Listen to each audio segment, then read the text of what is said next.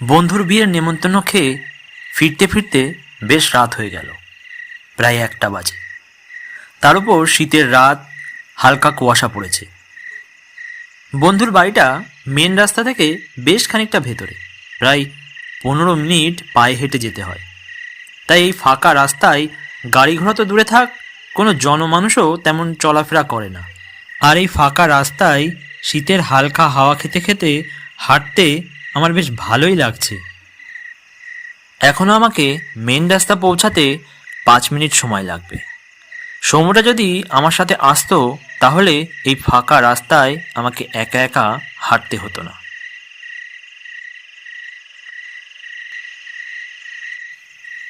এরপর চুপচাপ হাঁটতে হাঁটতে মেন রাস্তার দিকে এগিয়ে চললাম।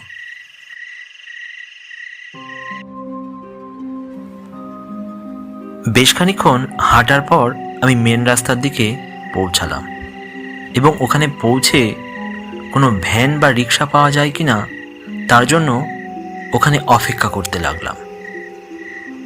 কিন্তু রাস্তার কোথাও ভ্যান বা রিক্সা দেখতে পেলাম না। তবে রাস্তায় 2-1টা গাড়ি দেখতে পেলাম, তবে সেগুলো তো আর আমাকে স্টেশনে পৌঁছে দেবে না। তাই অপেক্ষা করতে থাকলাম যদি কোনো ভ্যান বা রিক্সা পাওয়া যায়। বেশ খানিকক্ষণ দাঁড়িয়ে থাকার পর কোনো ভ্যান বা রিক্সা দেখতে না পেয়ে আমি ঠিক করলাম যে পায়ে হেঁটেই স্টেশনের দিকে যাব। ঠিক সেই সময় হট করে একটা রিক্সাওয়ালাকে দেখতে পেলাম। ওই রাস্তা দিয়ে ভ্যান নিয়ে যাচ্ছে এবং তাকে দেখতে পেয়ে আমি ডাক দিয়ে বললাম, ও রিক্সা দাদা, আমাকে একটু নিয়ে যাবে স্টেশনের দিকে?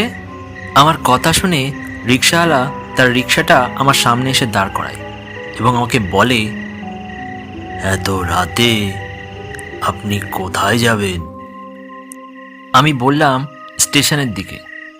আসলে অনেক রাত হয়েছে তো কোনো গাড়ি বা রিক্সা পেলাম না, তাই আপনি যদি একটু আমাকে স্টেশনের দিকে পৌঁছে দেন তাহলে খুব উপকার হয়। ঠিক আছে, উঠে আসুন, আমি আপনাকে পৌঁছে দিচ্ছি।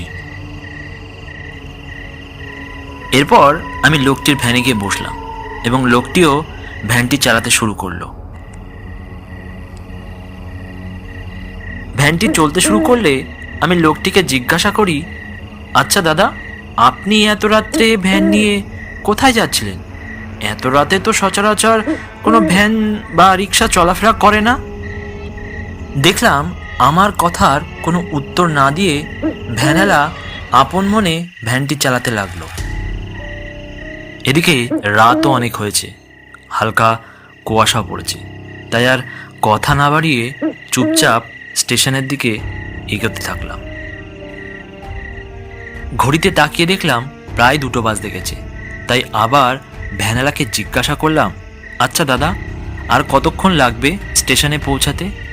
দেখলাম আমার কথার কোনো উত্তর না দিয়ে আপন মনে ভ্যানটি চালাচ্ছে ওই লোকটি। কেন জানি না আমার একটু ভয় লাগতে আরম্ভ করেছে। তারপর ভাবলাম সবাই তো সমান না, হয়তো উনি কথা কম বলে, তাই আর তর্কে গেলাম না। এরপর আমি দেখলাম লোকটি স্টেশন থেকে বেশ খানিকটা আগে এসে ভ্যানটা থামিয়ে দেয় এবং আমাকে বলে, বাবু, এখানে নেমে যান, এরপরে আমি আর যেতে পারবো না। একথা বলা মাত্রই ভ্যানওয়ালা কোথায় যেন মিশে গেল হঠাৎ করে। এইরকম অদ্ভুত ঘটনা হতে দেখে আমি একটু ভয় পেয়ে গেলাম এবং কী করবো বুঝে উঠতে না পেরে তাড়াতাড়ি স্টেশনের দিকে এগোতে লাগলাম। কিছু দূর যেতেই আমি দেখলাম কয়েকজন লোক দাঁড়িয়ে কি যেন আলোচনা করছে। কানে ভেসে এলো গাছ পড়ে একজন লোক মারা গেছে সামনে। আমি সামনে যেতেই অবাক, দেখলাম আর কেউই নয়, ওই গাছ পড়ে ওই ভ্যানওয়ালা মারা গেছে। আর এটা দেখা মাত্রই আমি নিজেকে বিশ্বাস করে উঠতে পারছিলাম না, আর ওখানেই আমি চুপচাপ দাঁড়িয়ে থাকি। মনে মনে ভাবতে লাগলাম, তাহলে এতক্ষণ ধরে আমি কি তাহলে এক মৃত ব্যক্তির সাথে আসছিলাম?